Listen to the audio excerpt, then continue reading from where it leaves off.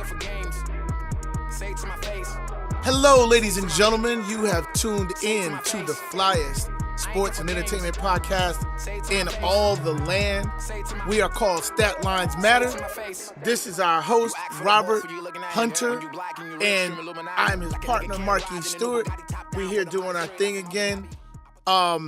Please, let me say right off the top, please go subscribe to our podcast on any place you can find podcasts, particularly Apple Podcast, Spotify, and hit us on our social media, which is at Statlines Matter on IG, at Statlines Matter on Instagram and Facebook.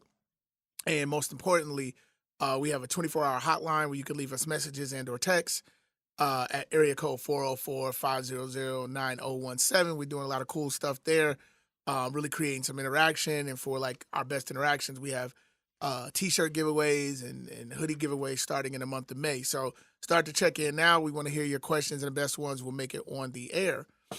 And the whack ones won't. And the whack ones won't. You'll never hear the whack ones. How about that? How you doing, man? I'm doing good. How are you? I'm great. I'm great. Good, it's always good to you be looking in here. good. Man, you got the fresh shave going. Yeah, I got. So you came ready to work. Always. Yeah, you look nice, man. Man, I appreciate it, man. Yeah, how do I look? Everybody tell me. You already know. Y'all know I got low self-esteem. Come on. There's no reason. Build my esteem up. Well, okay, let me try it. Okay. Anytime you look like Randy DeBarge. Yes. From the DeBarges. Yes. You good, because they were the epitome of, in the 80s, of light skin, like high performance light skin. Yeah, and I'm still looking for you're the a gel. You're a high performance, high volume, like light skin dude. Like you're a traditional light skin. And when they was on top, those were some of the best years of my life. I got it. When they was doing their thing, and then I'll Be Sure came right behind that. Yeah. You're a rhythm of the night. And it's light skin. Yes, it's just too bad that I wasn't, handling my business with the ladies yet, because I was like 10 years old. But if I was 15, I have like 5, maybe like 8 kids by now. Well, let's thank God that you just have the 3 through marriage that you have. Yeah. 3 beautiful sons, amazing sons. Thank you so much. They look like they mom. That's for sure. Hey, I want to talk about. We're gonna hit on a couple different things, but before we really get deep into our normal stuff, I want to talk about.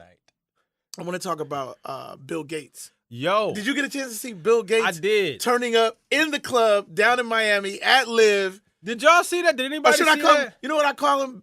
Bottle service Bill. Bottle service Bill. Bill Gates was in Miami, I believe, or the club is in Miami, but he was down in South Florida for his daughter's equestrian event. Oh, okay. And decided to go ahead and pop up on Live, the nightclub. Yeah, and I think it's in the. Is that in the Fountain? I think that's in the Fountain Blue Hotel. I have no idea. I've never been to Live. It's famous. But I've seen the Taz Angels used to go there a lot. I believe it's particularly. I believe the poppin' night is on Sunday, which I believe he was there. He was there on Sunday. Sunday night dancing. They said with 5 hot chicks. The money dance was literally in full effect. Yo, he's. I saw the video, and the thing I kept thinking about is that this is so okay. Like, I'm so okay with this because although he's from the tech world and by nature just naturally nerdy, there's nothing wrong with just getting your turn up and turn up like a man with $100 billion. Yeah, and that's what he has. I was thinking, what took you so damn long? Yeah, like you supposed to been. I'd have been in there. This is why I ain't got no $1 billion. Like my first $250,000, I'd have been like, yeah.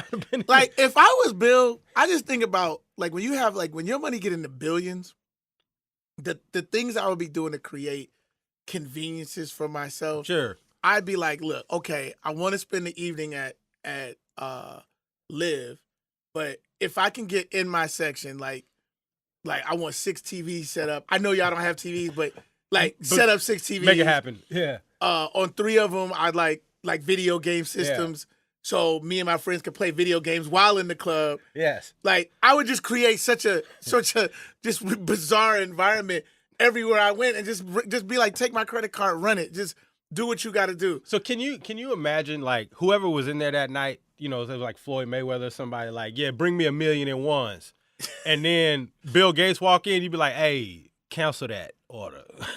I was gonna make it rain. Yeah. No, but imagine like a ball off. Like imagine, and I know Yeah, he would you was never about do the this. ball. You was about the ball. Yeah. And then Bill walk in the building. Yeah, you like, you know can't. what?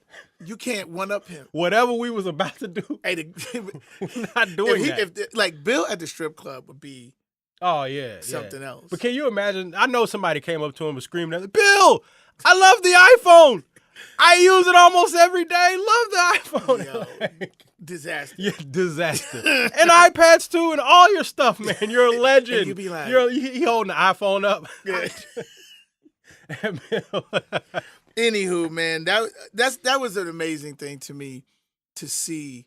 But I guess, and what it said to me is, even nerds worth billions of dollars got to get it in. It said he got there around 11 and left at 1, so he kicked it. Yeah, he kicked it for a minute. But I mean, he got there probably. It was probably like what, like 50 people in the club at 11. If just one, that's last how thing. you know he don't know what's going. When he let's go to the. Nobody goes. Take me to the hottest place in Miami. That's what he said. Like, take me to the hottest place in Miami, and he happened to end up in the hottest place in Miami. Yeah, like, They definitely took him. And do you how does that work? And I know we're staying long on this. How does that work? Like, you hear whoever the manager or the owner is at Live, you hear Bill Gates is coming to your spot. You don't want to screw that up. Holy smokes! You don't want to screw that up. And you calling your And what is his expectation? your best girls. Oh, what? Talking about just Hey, staying around. I know I said you was off, but get your ass up. Yeah, like whatever you got to do. And I know, see, you got to be careful of them girls. That's why when you go party in Miami and you got billions of dollars, you need your security. Because them girls will rob you down there. Yeah, they said he had like 5 or 6 security guards while he was on the dance. And they're floor. needed. Yeah, Because the women down there will target you. So you had to be breaking out your best dance moves. If you were shawty trying to come up, Yeah. If you trying to get your Black China on, trying to land you somebody, you Trying to go you back just to out there trying to if you get back to the hotel, you just like Bill, you gotta be careful because you'll wake up on the gram, sleep with it'll be all bad. Anyways, I want to revisit a couple things that we talked about that's kind of stayed in the news, which is kind of interesting because a lot of times in these days, things will stay for a couple days and then they'll fade out. 2 things that just don't seem that maybe not even picking up momentum. One is picking up momentum. One's kind of staying the same. Is like the first thing we got is Kanye's Desert Church. It's just staying steady. Kanye went to Coachella and shut it down. Shut it down. 50,000 people he led to the Lord. 50,000 people he led to the Lord. He led to the Lord. You had Kid Cudi out there. You had 2 Chainz led to the Lord. You had somebody named Lizzo. I don't even know who that is. But that's the big girl, right? I don't know. She's I shouldn't say that's a big girl, but she's this kind of unlikely artist, but she's super talented. I think she's a flutist, as well as a singer and a songwriter. I actually listened through her album this weekend. It's interesting because it's kind of all over the place. It's more pop than R&B, but it's a black girl, and she's pretty big. And her album cover. She's not butt naked, but she don't have any clothes on. She's doing the Love Sexy. Yes, she did exactly the Love Sexy, but it was like big and sexy. So I think. All right, so, and I know that he's not, but I think if you leave 50,000 people to have them all dancing to the Lord, whatever extra credit he needed to get back in the barbecue and into heaven, that's it. You can't deny him no more. Don't even try it. You're trying to deny it. I see you're trying to deny it. Don't deny it. It's weird, bro. I'm sorry. It's like, because the way it looks to me, it's like some black hippies. It's like, you remember how there's footage of what do all the pictures of Jesus, what he look like? Now I'm talking about first of all, with no shoes on. There's no pictures. We never of even Jesus. seen Jesus with no shoes on. There's no pictures. That's of Jesus. hippie. And he There's be on the paintings. mountainside. He don't been on the mountain. Okay, the paintings. Where do you think the paintings came from? Somebody seen them. Did they? Somebody had to see him. I'm just saying. Jesus had on the toga. Okay, Kanye got on the toga. Go back. Stop. I'm just pumping the brakes on you. Now Kanye got on Yeezys, but it wasn't no Yeezys out then. You remember? Look, bro. Just saying, man. He's got to be wearing you down a little bit. You got to be 9 a.m. It looks like black people Woodstock. What's wrong with that? That's what Jesus' parties used to look like back in the day. I'm gonna not do this with you. I'm just saying, man. You look at it, he got all them people out there leading them to the Lord. Hey, you know, and what's on the funny? mountainside. You know what I was looking for? Like when I was looking at videos, because I knew a couple people who went there and on my IG. Oh, that's love. I was looking for generators because you made that whole Yeah, situation. how? You made that whole situation about the electricity. I was looking for generators. I didn't see him. I think he's legitimately plugged into the atmosphere. He plugged into like, the how Lord. do you get all the equipment plugged in? Because they're in the middle of a field. He said, the Lord I'm looking said, for the look, generators. Bring the amps, bring the mics. Don't worry about how they're going to get it plugged up. You know what I'm saying? That's what the Lord say. Just the loaves of bread and the fish, and I got y'all. And he fed all the troops. Same thing with the equipment. I'm just saying, that ain't wearing you down a little bit? No. Not a bit. I'm very rigid. Yes, rigidity. That's the rigid. key word. I heard Obama use that word like a week ago, and I had to Google it, and I'm like, yeah, that's I'm going to put that one in my Nah, in my I mean, vocabulary. there is rigidity with me when it comes to Kanye because I'm not falling for the proverbial banana. Donald Glover was out there. I don't care. I don't care. You gonna be the last one. And you gonna come on in. Absolutely. And you gonna be in the desert church. Absolutely the last person that's gonna come in. When they say, hey, come on, Mark, everybody's in come here. on. Everybody's in. And then you gonna come in begrudgingly, but then you gonna be out there. Even if I end up coming down there, you gonna have your Air Force Ones on and stuff. I'm still gonna be outside. I'm just gonna stand by the door. And just not feel the spirit. I feel the spirit. I can feel the spirit other places. And y'all saw Kanye broke down and was crying at the Coachella. Down at the Coachella. Kanye be crying because he didn't take his medicine. I shouldn't play because you're not supposed to play with mental health. Holy smokes. They had the daggone get him like back up. You know what I mean? Like that was just a big deal going on, man. Anyway. You know what? I shouldn't be so cynical, in all fairness. But it looked like Black Woodstock. Anyways. And that's because it's just a bunch of black people bouncing around in the fields. And that's what Jesus' revivals looked like back in the day. What they didn't have because they didn't have no amphitheaters or nothing back then. If you wanted to turn up and a bunch of y'all, it's gonna look like that. Field? Yeah, you gonna be out there in the woods, boy. Okay. All right. So hey, we back. And just to let y'all know, 50,000 led to the Lord. Extra credit for heaven. I'm let you have that. I don't want to get to a point where I'm rooting against Kanye. I'm just gonna stay where I'm at, but I don't want to start rooting for Kanye to go back the other way just so I can be right. All right. You know what I'm saying? Okay. I'm fine with what he's doing. Keep doing it. Hey, the music, keep doing it. I don't have to show. I don't have to be there. You gonna come back. I don't have to be there with, but I don't mind him doing it. Good. Because I don't want him going back the other way. Facts. So I'm not gonna sit there and root for his back so I can be right in the argument. And more than that, we didn't mean to stay this long on this subject. You want him to be of sound mind and body for his children. Absolutely. Yeah. Absolutely. Like I said, if he brings it all around and makes another classic album, great.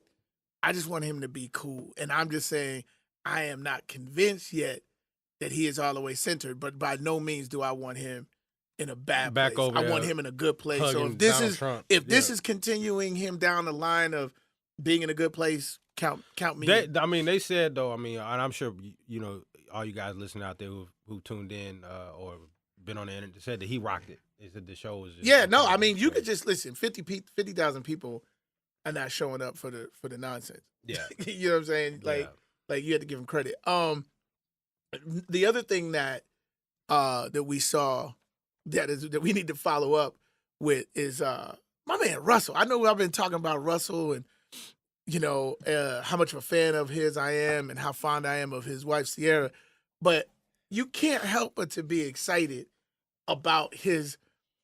I'm gonna say this as PC as I can. The urbanization of Russell Wilson. Sure, like his swag is changing by the moment. Like yes. Every moment. Yes. It's like changing by and the evolving. day. Yes. So did y'all see? I don't know if y'all saw the footage of him getting his hair cornrowed by his lovely wife from Clayton County. And if you like, is that what county she from? yes, Clayton County. So if you just look she at was that, braiding his hair like they was on the porch. yeah, in Clayton County, but they were in their mansion in Seattle. In a raggedy duplex. That would have looked like, like you anyway. So, and you hear how he was talking though. Yeah, He's slowly morphing into 21 Savage. like he's slowly morphing. Like when he was with that other one, that gluten-free wife he had at first, wasn't none of that. Wait, did you say gluten-free? Just now he getting, and you see how his face look? I've had that face once or twice in my life. She done blown that boy's mind all clean out his head. Because he's comfortable. She done rocked his world. Relaxed. When he was with the gluten-free, yeah, he wasn't getting what he getting with Sierra. Like that's and I didn't see his eyes all extra glazed over. Like super glazed, like I didn't had that before. You know what he got? The eye of the tiger. and it got me to thinking. I'm like, if you see, like now he talking like, and before he was like, yeah, so the completion percentage, the baseball. Now he's like, yeah, my hair cornrows, yeah, I'm getting it. He did used to be like, he's like, hey Sierra, I think we're out of Go-Gurt. Yeah, can you pick up some Go-Gurt? Yeah, and she was like, yeah, wait, cause after we get married, you gonna see. This is now he like, hey, yeah, hey, we just totally playing on stereotypes. Hey, can you bring me another little malt liquor? His little completion Hennessy? percentage gonna go down. defensive recognition. It got me to thinking though. Gonna reduce. Like real talk. Like, cause he was on his way to Ben Carson. Now he on his way, to Gucci Mane. This is a whole Gucci. It's a whole different thing. I'm like, man, Tiger need to mess around and get him one like that. Yo, I was thinking the same thing. It started to get me to turn around on Tiger because through Russell, and I'm not putting them in the same realm politically because obviously I don't know Russell's politics, but I'm just talking about just in presentation. I was like, oh, the transformation's possible. Sure. And maybe it just depends on where you're getting your loving from. Yeah, and Tiger, you want to get your hair growing back? You Because want your hair cornrow? Tiger, you know what it is? You get you some of that, it's going to start growing all the way back. You're going to be able to get your own cornrow. All in the front. Yeah, all that what you all missing. In the back. All what's missing up there. Because you know what it is? He's been on a gluten-free diet for too long. Too long. No gluten. He need to no gluten. Sierra, you got a friend for Tiger? He Yes. needs some gluten. Yes. Whatever that recipe you giving to Russ, Tiger look at his hair. Yeah. He want his hair cornrowed. I bet if he had a chance to say the missing hair that he got now versus cornrows, he'd be like, I think I'll take the cornrows. I would love to see Tiger go through a similar transformation as Russell and then win a major. That would be fire. Be like, man, I came back on y'all bitch ass. Hey. Y'all slept on me. I told y'all that. I told Aaron one of y'all after he sinks it. Right. The last can't see me. Yeah, he take his shirt off. Start. Yeah, hey. Yo, he out out there. Bitch ass. He out there playing with no shirt on. With his hat backwards. With his hat backwards. And, but with a drink. But he's minus like 15. And a backwoods. And a black and mild. And a black and mild. Y'all can't see me. Sorry. Y'all ain't want none. I told Aaron one of y'all. I told y'all. Hey, I would pay money to see Tiger get all the way to that. Tiger, so the bottom line is Tiger need to get him a woman with some gluten. With all the with more sodium. So high sodium. High antibiotic. Yeah. Not grass fed. They like pork. Yeah, all of that. And know the recipes. For sure. You know Listen, I don't know how closely have you been following the NBA? First round, just for the most part, I think there's a couple of by the time this comes on, I think we'll be done with the first round. We're just about done. Second round, it would be amazing. A treat if we weren't though. Like if somehow Utah could win 2 more games, like that would be dope. And I thought it was gonna be over last night. And like you said, by the time this comes out, it'll probably be over. But they had like one last fart from that dead corpse where right. Donovan Mitchell just right. And Donovan Mitchell actually played well in the closing minutes of of game 3. Yeah. But yeah. So anyway, they were able to finish it, and they were actually favored. They're actually favored in that game 3 by -2.5. Yeah. ended up taking the L. So yeah, because I just think the makeup of the team are the type of dudes are just not. They're gonna play with some pride, as they close out. But I think for the most part, you can count them out. A couple of interesting sort of observations that I have is I gotta give Blake Griffin some credit. I don't know if you saw it because it was like, unless you're like super basketball head and had nothing else going on. Milwaukee in a closeout game, up 3-0. Blake's been battling a bum knee, and he's grinding just to get through it. And he could have easily sat last night out, packed his bags for whatever exotic location, and left straight from Detroit and headed to, Turks or Anguilla or whatever. I mean, I'd be ready to leave Detroit. As you should. Detroit is the Detroit of the United States. Yo, and shout out to our Detroit listeners. No shade, but full shade. Did you know that? Like, and I'm way off track. The Silver Dome sold for 500,000. Yes. It was built for like $7 million. The Pontiac Silver Dome. You could have got a dome. This was like 15 years ago. It sold for that. Yeah. That's how you could have got a whole dome. Like, what you know about a whole dome for $560? Like, I'd just be in there and I'd be like, yo, just fix the Jumbotron and we just gonna go in here and play Madden. Yeah, so I don't even know. Is it a parking lot now? Yeah, I don't even know. I think at some point we will see a whole Barry Sanders used to get loose. Gentrified. Like, they're gonna gentrify that. You already know what's coming there. That's gonna be something one day.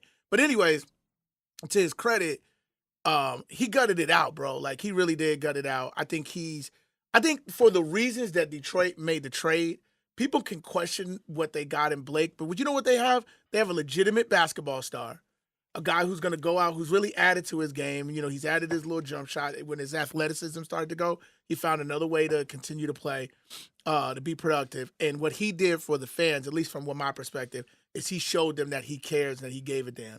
And the Detroit fans, who are a proud fan base, they've, obviously they've had their tough times. They haven't won a lot of playoff games. Detroit's lost 14 straight series. Detroit Lions have not won a playoff game since '92. It's a tough town. It's a hard luck town, like Cleveland. Yes, I didn't even know that. Yes, they've not Detroit has not won a playoff game since '92. So it's a whole struggle for that city. But they got up on their feet and they gave him a standing ovation. See, now I'm trying to. I'm in a rabbit hole now because now I'm trying to remember what game that was in '92. That's a good question. But I think it was never mind. I think it was the Bears though.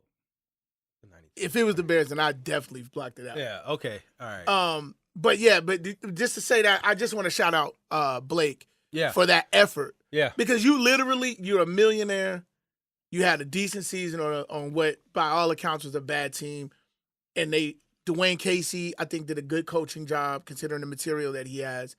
I think Blake had a really good season, and for him to put it on the line for the fans with an injured knee and go out there and give his all, and the fans recognize him for it, I thought it was just a great moment at a time when NBA players are very cool to take nights off and sit it out when it's not ideal. That's sort of the culture. Yeah, Kawhi Leonard be calling out every other game. Kawhi Leonard is that dude at the job that just be like, man, Willie he took off again. Yeah. He call out. Yeah. He look outside. He's still under the covers. He peek out the window like it's raining. Yeah. It's cold out there. Yeah. Let me see. Hey, I ain't gonna make it. What had, man, the thing what had messed me up. So Willie, for Christ's sake, you're sick again.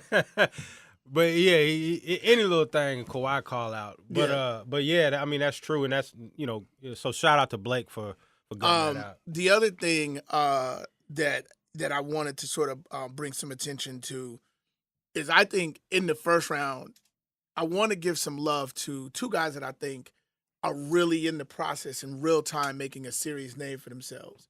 They have names, but going to the next level. I think Damian Lillard is showing what a lot of basketball heads already knew, that he's one of the premier point guards in the league, and now he's moving past some names.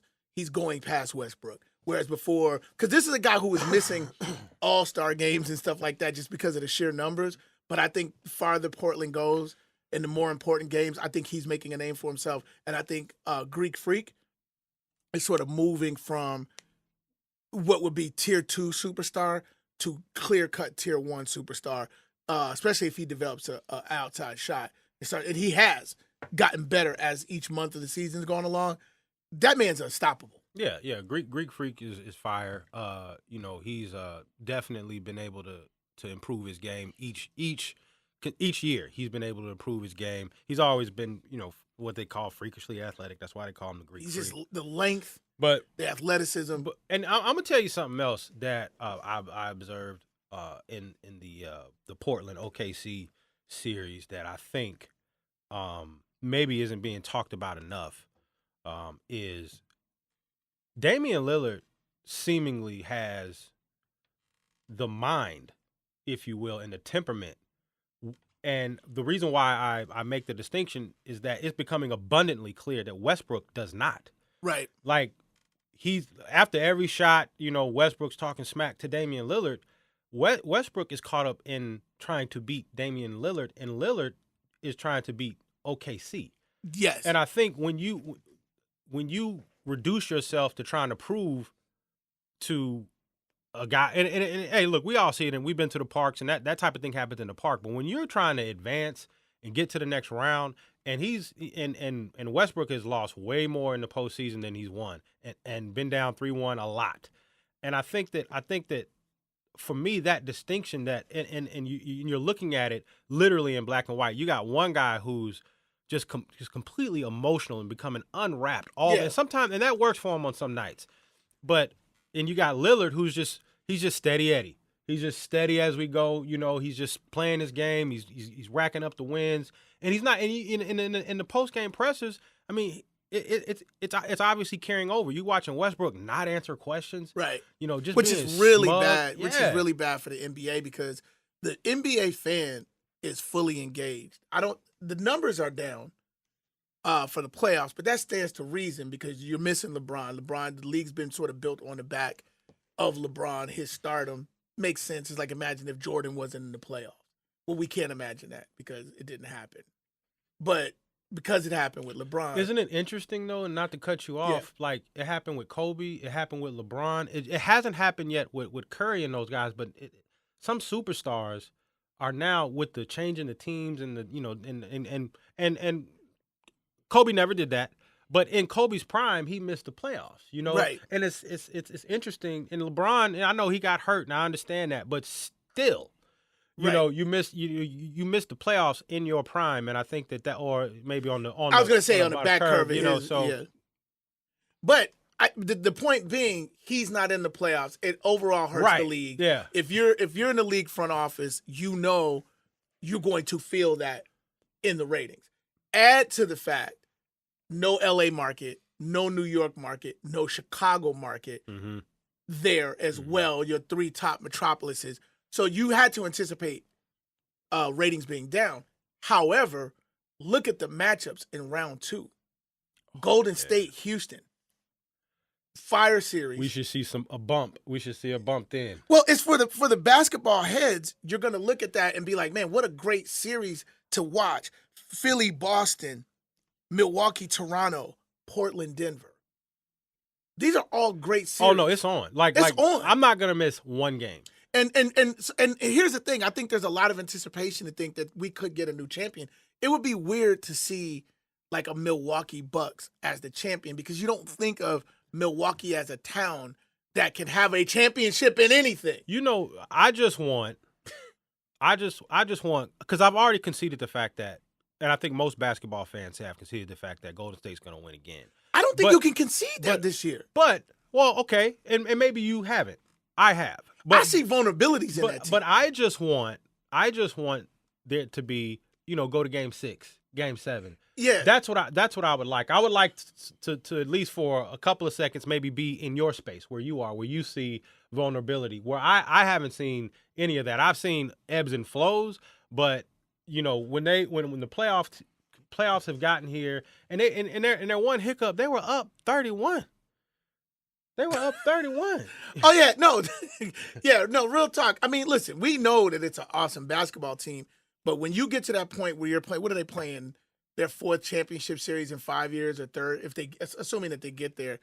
like you're playing as much against your own complacency. It's all about them. It's all about them. They're playing themselves. And I mean, we as Bulls fans, we experienced this with the Bulls where we were better than teams theoretically, but when we got into it with Phoenix and then which was 93 season, and then the two series with Utah was really wanting it, and we needed every bit of the Michael and Scottie superpowers to win those rings. It wasn't like we just blew through everybody. We blew through a couple of teams, but at the end, we were challenged. But some of that had to do with just fatigue. There was still no Game 7s, though. No, there's no game. No, Mike didn't play no Game 7s, bro. What? Except for that's not true. Except for against Indiana, I want to say. I was talking about in the finals. But in the finals, in the Eastern Conference Finals, we did go to a Game 7 where really Scottie Pippen was the difference when they put Scottie on I believe it was Mark Jackson, and he just shut him down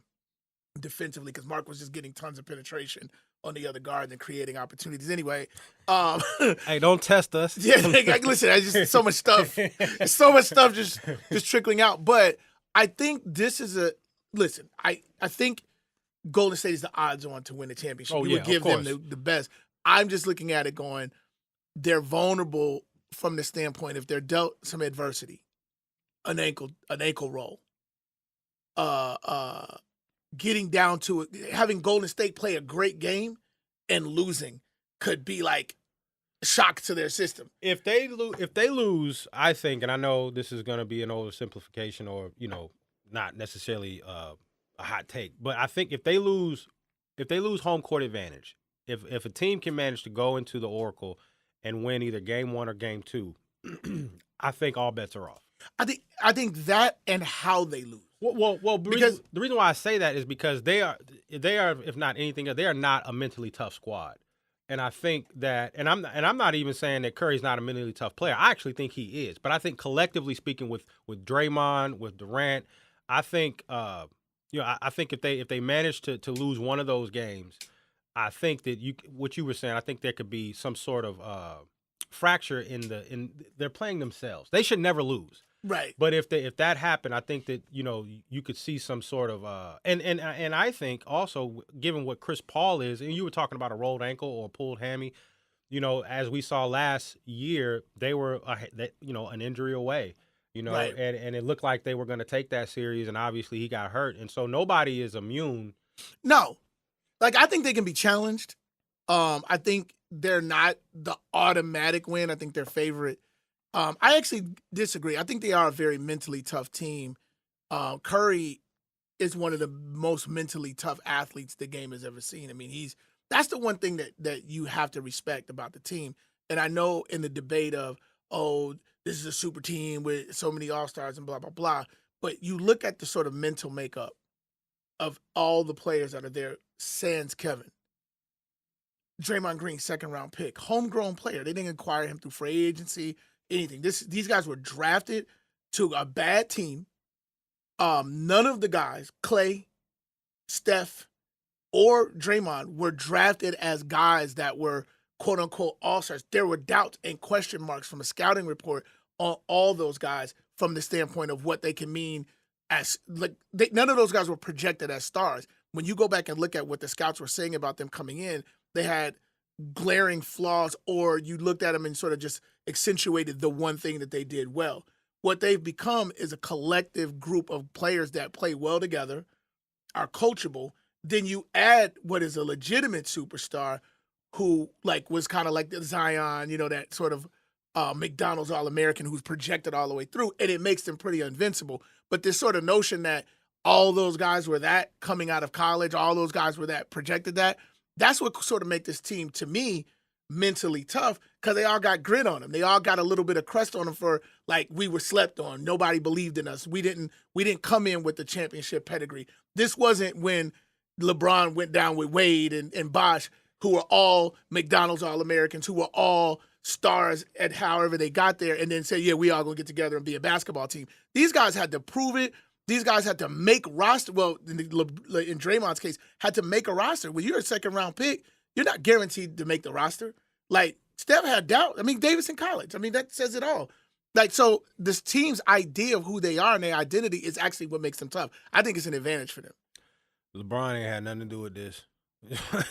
But no, I think like I said, if they lose one of those two games, I don't think that they have the mental makeup to maybe overcome that. And you said Sans Durant, but I also think that if Draymond, goes into one of his, they can't control me, because I don't think anybody can control him once he gets upset. Yeah, you're talking about playing within. Yeah, I know what you're saying. Yeah. And I think we're saying something a little bit different. And I don't necessarily disagree with you. But I think you're talking mainly about Draymond. I don't see Clay and Stephen Curry losing their cool. Yes, correct. Yeah. But that's the problem. They're not going to, but I don't think they can control Draymond. If he gets upset, starts with the technicals, he starts all that, and then if he gets thrown out, and we saw what happened in the one series. If him and Durant get into it, or if he starts to get into it with the coach or something, and these stories have come out. I'm about to say. We've seen it, so it's not like you're giving me a hypothetical. Right. We've seen this happen. Yeah. Like, they literally square off in the huddle in the middle of a timeout. Like, holy smokes. Yeah, like, this is happening. Yeah. We're watching it. I watched Draymond Green call Kevin Durant a bitch. Yeah. I saw it. We won without you. Like, holy smokes. Didn't he say something like that? Yeah, we don't need you. Yeah, we were winning before you got here. But and all of that, but the fact that you say that just says everything. And if I was the owner of the team, that's just so Detroit, bro. That's so Detroit. That's such a Draymond. Like, guys named Draymond. No, I was about to say, when your name is Draymond. Yeah. That's the type of stuff. Because most Draymonds are like probably on the back of a trash truck. You know what I'm saying? Like, you know what I'm saying? And he beat the odds. You know what I'm saying? No, I totally feel you on that. But I think if you're a basketball head, you're going to be treated both series, because the East is open for the first time, like, legit 8 years. Because didn't every year LeBron went for 8 straight years. So if you're in the East, if you not hype, if you Ben Simmons, if you Embiid, if you not hype at this, man, this our shot. Yeah. So it's like finding out that one chick that broke up with her man, and you all up in the DMs. You're sliding like you're on the slip and slide. Like, you all in there, like with your shirt off on the slip and slide. Yeah, no, dude, I'm telling you, we're gonna see, like, you pushing kids out the way to get at that. We're gonna see Philly, which comes in a certain way. Lots of talent. You want to see if they can put it together. Let's see if Brett Brown can pull it together. Boston's probably the best coached. Well, no. Milwaukee's the best coached team. Oh, Budenholzer. Okay. Yeah. Budenholzer he's a great... That man can coach. Is he getting coach of the year? Or did he already I don't think it's been voted on. He's got to be up there. Doc's got to be up there. It's going to be his second time getting it. For a different team. Yeah. He's an excellent coach. You're going to see that in Boston as well. Man. And then we get to see Rivers. Holy smoke. Doc's out here getting it in. He out there nothing. with Sidney Moncrief. And the back half of his career. Not even like all-star Sidney Moncrief in Milwaukee. Trent Tucker. Yeah. Like, he's out there with, like, just guys. Yeah. Just guys. He's out there with guys. So guys. Yeah, him, like, so we got Budenholzer, we got Doc Rivers, and the gentleman from Boston, the coach. Yeah. Man, I mean, you're seeing some hellified coaching going on right now. No, it's gonna be exciting for the like, this is not for Doc to win one game, bro. No, I know, just to get to the playoffs in the West. Yes, like, seriously, Mr. West. Yeah, I think this is not gonna be a great playoff for the casual fan, because certain names that we love and have associated the game with D Wade. I think the second round, though. But the second round is going to be all time in both conferences. Yeah. Like every night we're gonna get treated to great games. So if you're a basketball head, enjoy that.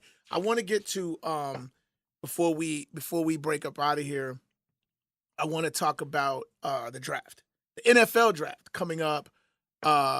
This is the week of the NFL draft, and it's really interesting in that outside of a couple of key names, it's not a big name draft in terms of skill players, running backs, wide receivers, like guys that you sort of, there's no Odell Beckham Jr.'s in this. There's no, those type of guys. What we do have is a bunch of guys in the trenches, there's probably a record amount of guards and centers that will go in the first round, which you can say what you want, but you show me a championship caliber team, and I'm going to show you a good offensive line. It's not always sexy to talk about the O-line play, but if you don't have good O-line play, you're going nowhere. Right. You know what I'm saying? And Russell Wilson rewarded his linemen with the Amazon stock, $12,000 per lineman for 13 guys, $156,000. No, repeat that, because I think, and we missed that earlier, that is great. A lot of times quarterbacks give watches. Well, first of all, and I don't want to say the Bears started this, but I want to say the Bears started with McMahon back in the day. McMahon always kind of saw himself more with the O lineman, so he would take the O lineman out for steaks every Monday in Chicago back in the 80s. I never heard anybody doing that prior, and now it's kind of done all over the league. And so the quarterbacks like do this thing where they sort of acknowledge the offensive lineman in some shape or form, and running backs that have great seasons, stuff like that. And they'll give them I'm getting everybody a Rolex, or they do something. Russell did some really fly shit, and giving $12,000 worth of Amazon stock to every offensive lineman, 13. Not just the starters, the backups too. 13 offensive linemen got $12,000 of Amazon stock. Yeah, and the open, which might be like two shares a piece or something like that. But anyway, of preferred stock. Yeah. he wrote. Did you read the letter? No. Like, you guys, I just signed a record contract, and the fact is not lost on me that you guys helped me provide for my my family, my wife, and so I wanted to try to help provide for your family and your your future. Yeah, your situation. Yeah, and your future. So, he was just basically saying thank you. If you guys get a chance, go on any sports website. It'll be up there. His open letter to his That's lineman. so that's so amazing. Sure. Man. Like, this guy, so thoughtful. It's just nothing to not like. If you find yourself saying anything negative about Russell Wilson, that's on you. Yeah, no, that's a poor reflection of you. Yeah, for sure. And he's talking more and more urban. So what's not to like? I know, right? Yeah. But the draft, yes. Yeah, get into the draft. So in terms of big names, we got Kyler Murray, of course, who sort of like shot up the board because of the coach that went to Arizona. And the word is there's a fit between Kyler Murray and the coach whose name escapes me. Cliff Kingsbury. Mm-hmm. So there's a lot of hype around that. And I think originally when it started, I think the feeling was it was a guarantee that he would go there. Now you're hearing sort of the gamesmanship that goes on in the NFL, because now people are saying, well, they may not take him and this, that, and the third. What happens after him is what's interesting, because you got Nick Bosa, who is the consensus number 2 or number 3 pick. But I'm going to tell you something with Nick Bosa where there could potentially be a problem. This guy's political views are really, really strong and really right-leaning and legitimately like borderline on some racistness, if that's a word. Is racistness a word? But racistness. It is for us. I don't think it's a real word, but hashtag borderline that. Racist. If somebody hashtag racistness on our Instagram, we're gonna send you something free. So basically, the NFL is hiring firms to go over potential draft picks, their social media, and they found where he was on his Instagram and Twitter saying that Donald Trump was the GOAT, Colin Kaepernick was a clown, and that Black Panther was the worst one of the worst Marvel movie of all time. Yeah. He's also retweeted some Tommy Lawrence stuff. If anybody knows who she is, not a friend of diversity. And so he said that he had to remove those because he didn't say he changed his views. He said I had to remove those tweets and stuff because I may be going to San Francisco, and that's a liberal town. He didn't say I changed anything. He said that's why he deleted them. So he deleted them, but he's recently liked tweets and he's liked Instagram pictures with his friends using the N-word and not G-A-G-G-E-R. He's gone from actually creating the content to just liking the content. One of his friends from high school, just in his Instagram post, he said, I think I'm going to start using the N-word more often now. He liked that. This is a white guy. So for those of you who may not know who Nick Bosa is, Nick Bosa is a Caucasian defensive lineman that's coming into the NFL draft out of Ohio State. So he's gone homophobic post he's liked, and this is recent. This is 2019. So I don't know how you bring a guy like that into your organization. And how is this not the story going into the draft too? Like, I feel like ESPN and some of the outlets have been a little complicit in burying this. Sure. Because I did not know that, and I follow things pretty closely. I didn't know that because I think that's beyond egregious. That's volatile because he seems to not give a shit. And interestingly enough, and I think you mentioned this in the pre-show, he's the brother, for y'all that don't know, and anybody listening to our show, I would imagine, would know that he is the brother of Joey Bosa, yeah, who also played at Ohio State. Hell of a football player in his own right.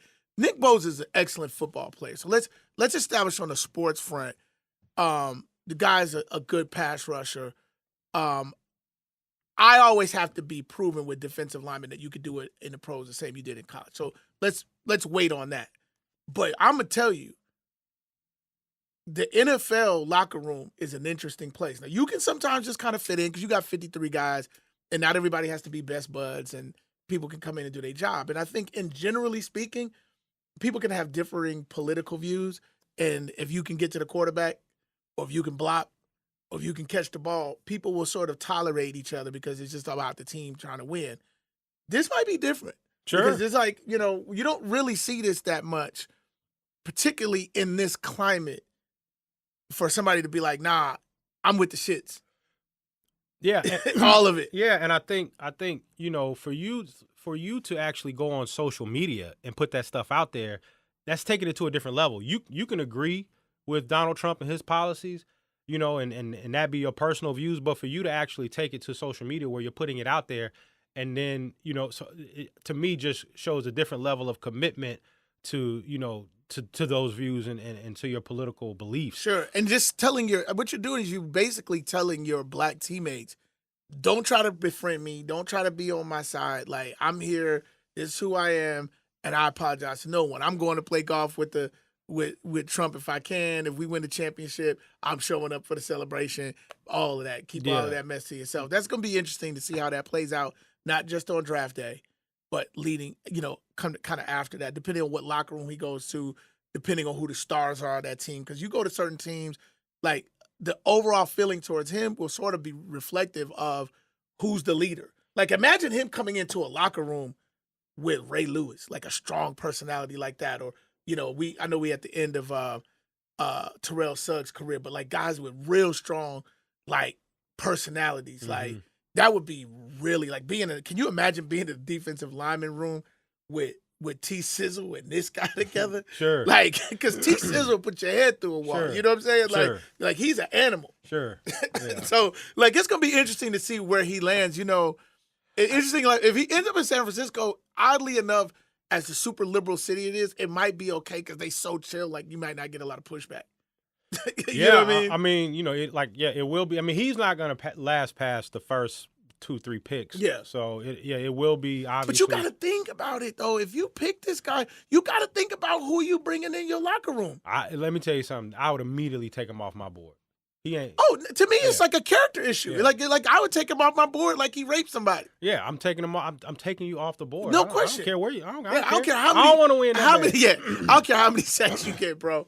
Yeah. Like, I'm not doing it. And furthermore, you can count me as someone who will be hating on him game one. Yeah, right out the chute. right out the chute. And it's like, I kind of feel like, I was like, yeah, I'm going to hate all the Bosas. But I'm like, I've never heard Joey say anything. Right. So I'm not going to put that on him. But let Joey say something. Right. I'm watching. Right. I'm watching you, Joey. And generally speaking, right, maybe if he did agree with his brother's takes, that he probably would have said something by now, like back in college. You know what I'm saying? Yeah. So maybe a like or retweet. Yeah, anything. maybe they're the fact that he stays away from it may give the sense that he's just not on that. I hope so. On another note, I hope not.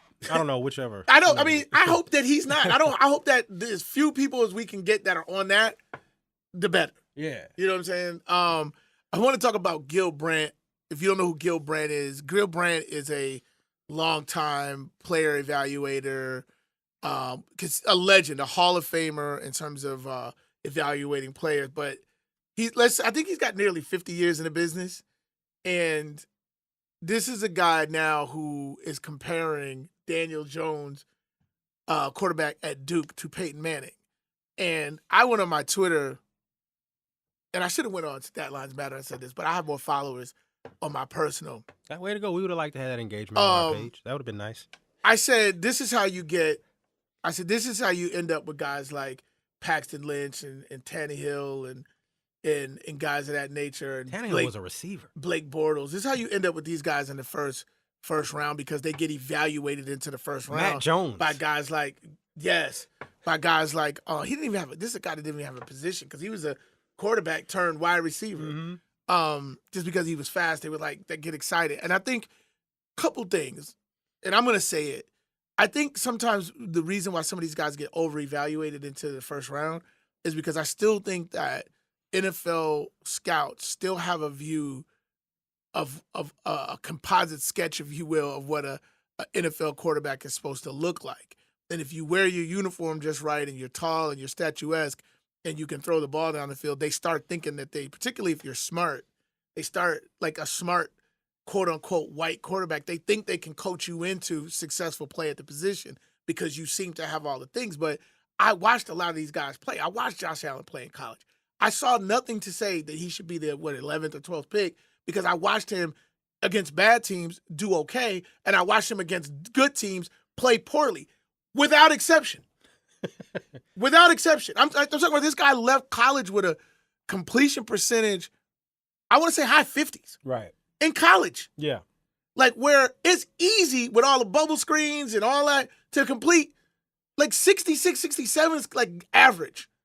Like guys like Baker Mayfield and guys like Kyler were 70% completion percentage in college because of where a lot of the throws go. Daniel Jones is cool. In the 4th or 5th round, take a flyer on him. Sure. And I think what happens, a couple things. So there's that, and I think the other thing is what I call the Tom Brady factor, and to a lesser degree, the Russell Wilson. Everybody's afraid to let a guy go down their board, and then they get picked up. Like Brady went in the 6th round. So everybody, if you were evaluating talent that year, you feel a little shitty about the job you did because you go, I did not see what they saw. You understand what I'm saying? But then, they take solace in the fact that no one else did either, Right, but you still like, damn, like, so now you start evaluating people up, and like all these guys do is make more money, but they're not better. Right.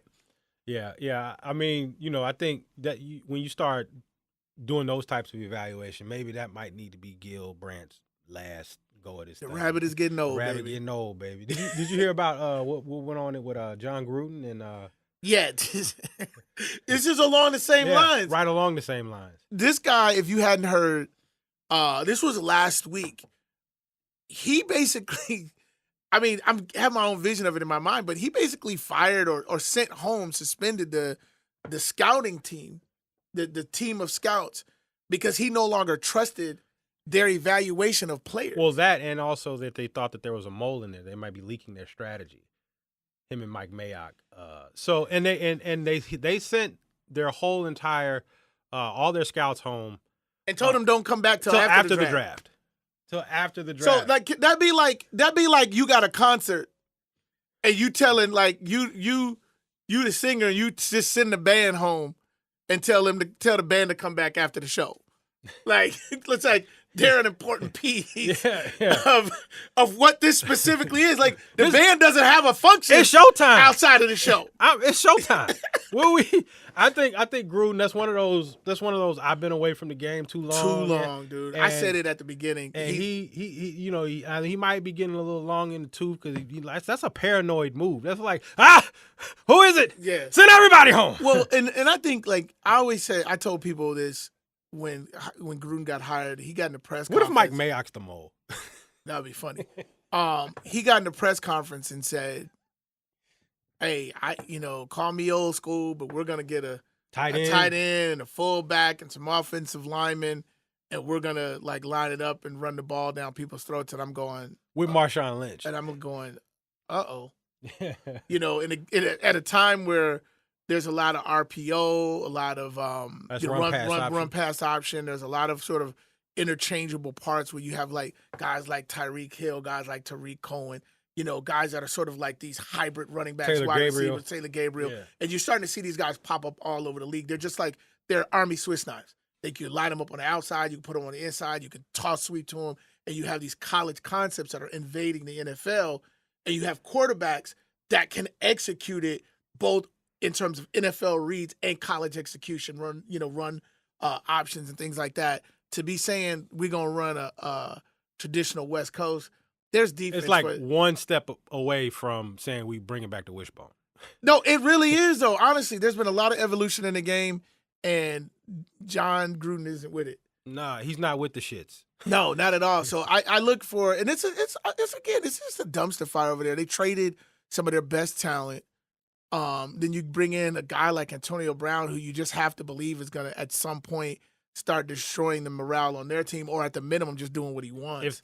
If they draft Kyler Murray, that's going to be like the final act in the Barnum and Bailey, Right, because it's just a bad fit. Because now you got Derek Carr, who just signed a big deal. Right. And then you got, is it David Carr?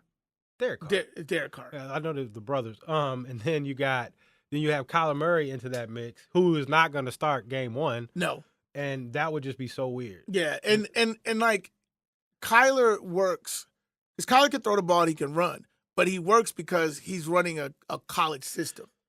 The minute you put him in a traditional West Coast, you're not playing to his strengths. And they're saying now that I just listened to a show, a Collins show. He had a college scout on, and he said that Arizona's taking Kyler. Yeah, there's rumors coming out. I think one of the guys from CBS has reported that they're going to go a different way, but right. I think somebody just threw a flare out. Yeah, but I mean, if they take him and they can't get a first round for Josh Allen, that's going to be. Oh, bro, they're not getting a first round for But Josh that's what Allen. they're holding out for. Yeah, that's they why need they to haven't stop. done the deal yet. They need to stop. They need to take Kyler. When they trade Josh Allen, they're going to get Josh Rosen, a third, maybe a third. Because, to me, and this is the other thing, and it kind of ties in because we'll see this sort of play out. Maybe the value gets increased with Josh Rosen because of the needs of quarterback. Most of the guys that need a quarterback between 10 and 17, Miami, Washington Redskins, the Giants. Where I think where I'm starting to hear things that concern me is that Haskins is falling down the board a bit. And I'm like, I think he's the best quarterback in the draft. And I think he was the best quarterback of the guys last year in the draft. Maybe knowing what we know now about Baker, maybe I would say different. But I'm saying if I was to evaluate them, what we knew at the time, I would put Haskins even over Baker, who you knew I was a fan of. Like Haskins is the bomb. But for whatever reason, he's falling down to the point where I heard Denver is in love with Drew Lock and is thinking about moving up or at least taking him at the position. Now, I put no solace in this because this is the same organization that moved into the first round to get Paxton Lynch, who I knew was whack in college. I watched him at Memphis throw balls into the ground. Everything he did in the pros, he did in college. Right.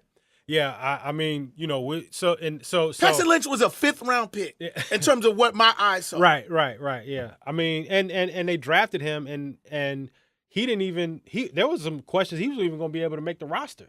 Going. But they did release him eventually. Yeah, they did release him, but he got a chance to start, and he was who we thought he was. And then when they had a chance when they didn't have a quarterback, and you had a chance to sort of go a couple different directions, they was like no to Cutler when Cutler came out and did a decent sort of fill in the blank job in Miami. You said, well, we don't want this here. You didn't call Colin Kaepernick. We don't want that here. And you go get Case Keenum, who's no longer there. Right. So that's a second miss. Right. So I'm sorry, John Elway. You may have been a good quarterback, but what you're not is an evaluator of the quarterback position. So you coming up saying or the rumors coming out saying you like Drew Lock is ridiculous to me. I can tell you this. If they take Drew Lock over Haskins, they deserve the 50 years of terrible play. And they wasted a championship defense by not being able to put anybody decent at the quarterback position. Yeah. You know what I'm saying? It's ridiculous. I think last thing on the draft, or just the draft that's coming on, just for whatever it's worth. I'll plug ABC on this. This is the first year that the draft is going to come on sort of like a regular network on ABC. It's usually been sort of relegated to ESPN, yeah. NFL Network. Yeah. So they're trying to make it a more fan-friendly event, putting it on the mainstream channel.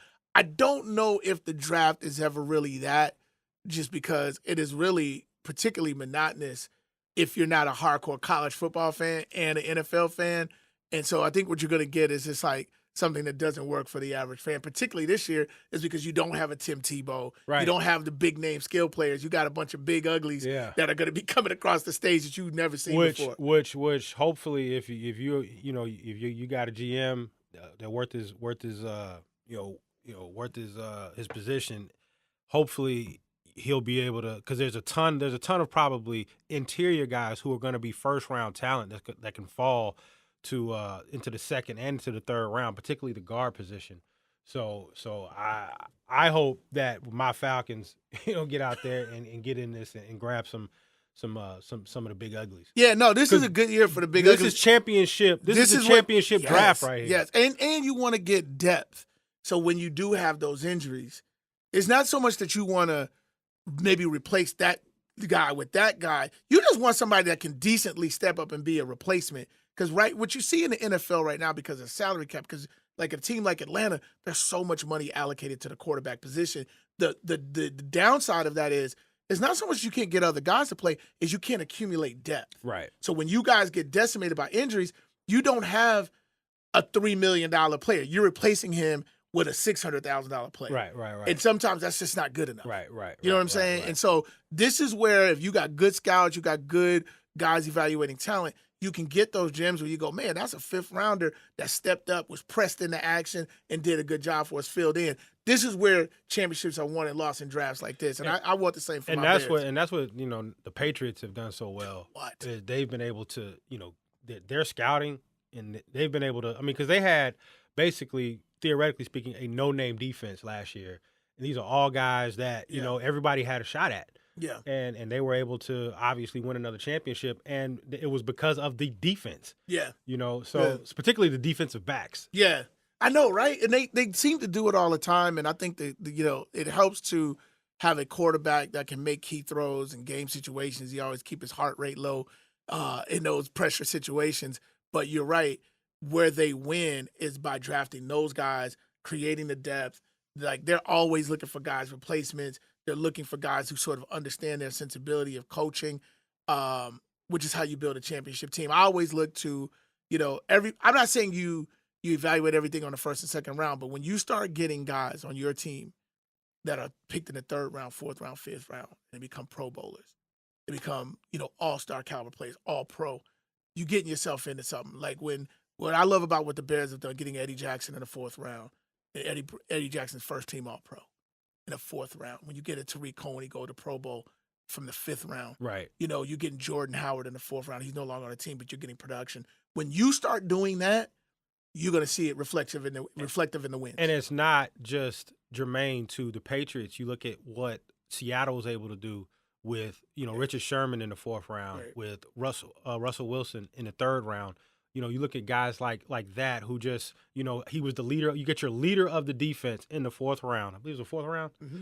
And you get, you're the leader of, and one of the best quarterbacks probably maybe in the last, I don't know, five years, in the third round. You get him in the third round. That's how you're able to go to, Super Bowls back-to-back seasons. Yeah. You know what I mean? So when you knock those out of the park.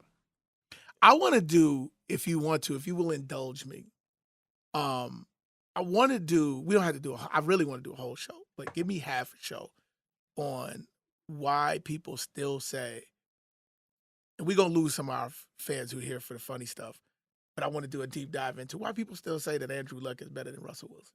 Like, I really want to dig into that, because Russell Wilson was the best quarterback in that draft. He's proven it in every measurable statistical way. He's proven it. Wins, completion percentage, QBR, quarterback rating, touchdowns, interception ratio. Every way that we evaluate quarterbacks, he's been better. The stat lines matter. The stat lines actually matter. And yet people, I heard, like, not that Mike Francesa is some prayer book. anymore. I think he's just an old senile old man. But he literally laughed at the idea that Russell Wilson was better than Andrew Luck. And I want to just get into the numbers. I want to get into it. So if you can indulge me, we'll make it as a separate show. Like, it don't even have to be our main release. We'll have to do but that, I need to do that. I need to get that. I haven't seen that, so I have to. Oh, what? I have to. Colin Cowherd can't stop slobbering over Andrew Luck. Now he gives Russell his credit. Fan. Yeah, he is a big Russell. He loves Russell, but I haven't seen people definitively say that Russell Wilson was the best quarterback in that draft. They won't say it. Well, I mean, they won't say it. I don't know how you couldn't say it when he's won the championship, but yeah, because but then Mike Francesa said, "Well, go to defense," and then the numbers. But then the numbers bear it out. No, every year he started, they won 10 games except for one, and they won 9 that game. And he's got 72 touchdowns in the last 2 seasons, which is tops in the NFL. You know, this is a guy, and I'm an Andrew Luck. And this is a guy who's dropping in some cases. And I don't have the stats in front of me. Single-digit interceptions. Sure. You know, not just like, okay, I did 25, 35 touchdowns, but I throw 9 interceptions, 8 interceptions, like incredible. Yeah. And he had a terrible O-line the past 2 seasons. Yes. I mean, this guy's running for his life, still playing, super efficient football. Which is not to go back into this, but which is the reason why they say Arizona's gonna take Kyler Murray, because that O-line is not built for a pocket passer. And with Kyler Murray's size, he should give Russell Wilson $12,000 worth of Amazon stock, because the reason he's going first round and about to get the check that he's getting is almost 100% because of the success of Russell Wilson. Because without it, you don't see him to the third round. I think that's a great point. That's a great point. And I think and obviously I think the stars are aligning given the fact that Cliff Kingsbury's offense fits Kyler Murray and does not fit Josh Rosen. No, not at Josh all. Rosen is more of a details guy. He's a cerebral quarterback. Not that he isn't, but he wants to know the why. Whereas Cliff Kingsbury's offense is more about spacing, find a space, sit down. It's more about a feel as opposed to where Josh Rosen needs. Like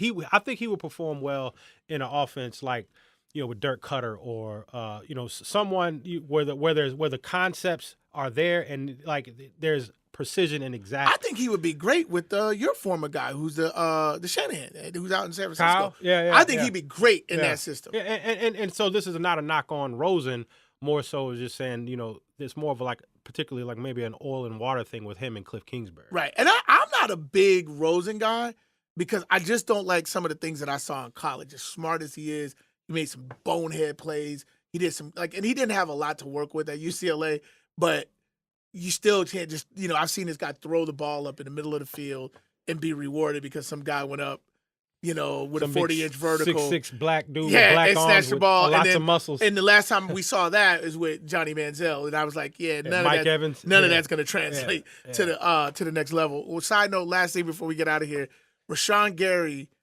got a 9 on the Wonderlic. Do you put anything on the Wonderlic anymore? Because I think that shit is, it's passé. I think it's out of its moment. What does the Wonderlic tell you about a player? For me, the Wonderlic, I want my quarterback. I want my quarterbacks. Yeah, I want my quarterbacks to at least do decently on the Wonderlic. You don't want your quarterback with a 9. It just depends. Yeah, because them Jamarcus Russell. No. Yeah, it just depends on the position. If you got to run after the quarterback, then I don't care. You can skip the Wonderlic for all I care. Yeah. You know what I mean? Because he did. If you got a 9, that's precisely what you did. You skipped it. But you don't want to be, you don't want to, like I said, it just depends on the position. Obviously, I want my quarterbacks and my old linemen to do well on it. Yeah. Because those are, they have to adjust on the fly. They have to be able to see things, break them down, and then analyze and then make the call. Yeah. And I think that with guys who have to process information fast and make adjustments on line protections and audibles and things like that, I want you to be able to process information fast and be able to make that adjustment. Whereas with D linemen, they don't have to think as much. I'm not saying they don't think. Right. I'm saying they don't have to think as much. Right. So I'm not as tied to the Wonderlic in that particular position as I am would it be quarterback and my old lineman. Yeah, no, I agree. And I think it's very possible to have excellent football smarts and intelligence without necessarily having it translate to a Wonderlic test. Yeah, and on the last note, we didn't get to this in the beginning, but Bill Walton fighting sex cases now. I mean, Luke Walton is fighting.